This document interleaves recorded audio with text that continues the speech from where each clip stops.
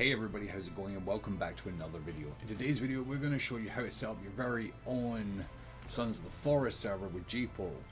Now, like every other server we get, you can get 10% off in the description. All you got to do is go to that description, click the link, and it will apply to your purchase. So what we're going to do is show you how to do it and set it all up and get it running for you nice and easy. So the first thing you want to do is click on rent a server. You could probably see it there, but maybe at a later time that will not be here, so just click rent a server. Scroll down here and just type in Sons and you'll see it there. Click it and choose what kind of slots you want. Once you've got it up and running, just find your server and it will look something like this. Okay, you'll have your basic game server load, your access data, and of course your game server files. Now this is the 1.0 update, so let's get through it.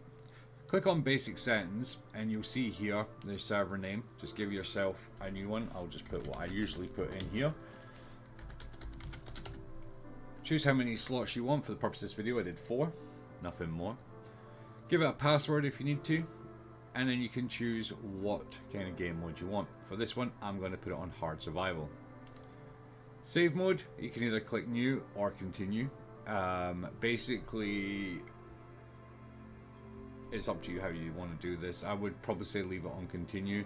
Save slot, make sure you put a save slot in there. You can choose 1 to 5, leave it on 1, and then we'll move that out of the way.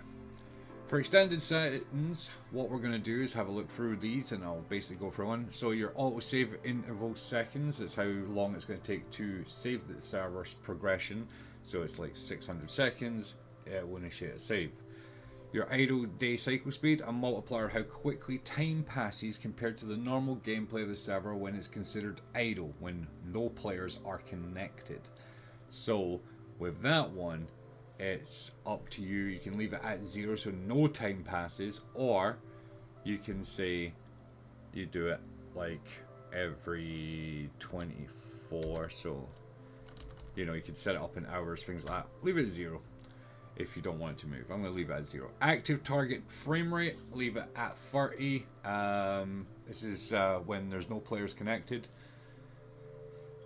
Game, which you call play tree growth, enable automatic tree growth when triggered when sleeping. Yes. Structure damage, allow barriers to be damaged. Yes, because you know, unless you want that off, of course, but that's up to you. For me, I want to leave it on. I like a little bit of realism, I like my buildings to be damaged. Then over here we've got the veil enemy spawn. We want that on, unless you don't want enemies and you just want to do like a creative mode.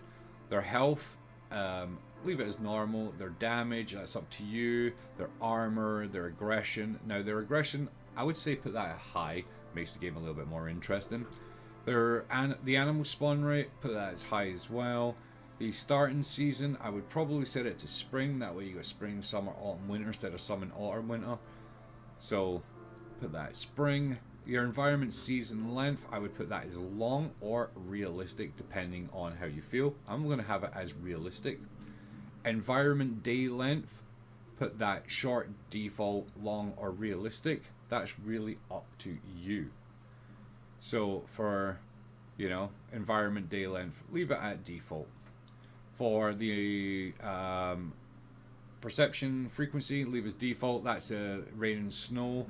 But I could say put it as high if you want. It makes it a little bit more interesting. Consumable effects, enable the damage with hydration and fullness. Leave it as normal. Unless you want to make it a little bit more harder for yourself, do it that way. Enable damage from bad or rotten food or drink. Leave as normal unless you don't know what you're doing. If you don't want to suffer from those effects, turn it off. If you want to suffer from even more effects, make it hard. And cold penalties, that's up to you. You can off normal or hard, whatever. Survival, reduce food in containers, reduces the amount of food found in containers. This is, if you want to make it more realistic, I would say put it on.